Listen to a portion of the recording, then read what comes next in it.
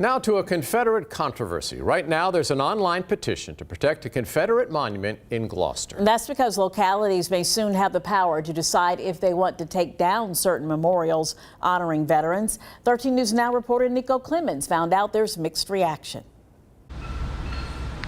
Ernie Warner has lived in Gloucester more than 20 years. He's familiar with the Confederate monument that sits next to Gloucester's old courthouse. I think it should go. Confederate monuments are at the center of controversy in Virginia, including here in Hampton Roads. The debate is growing over what to do with the more than 100-year-old memorial in Gloucester.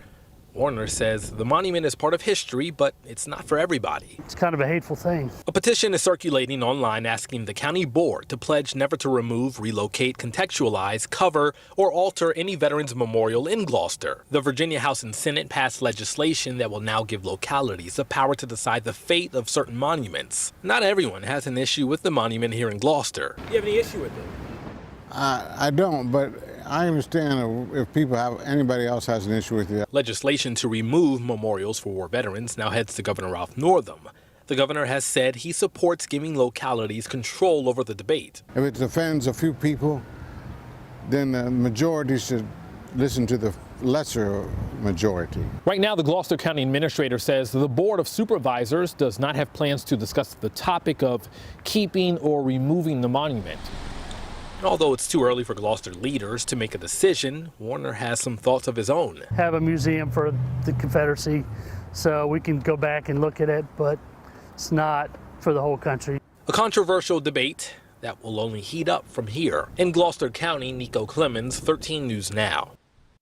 Virginia Beach leaders also trying to work to figure out what to do with the Confederate monument outside of Princess Anne Courthouse. City Council asked the Historic Preservation Commission to consider how to address the issue.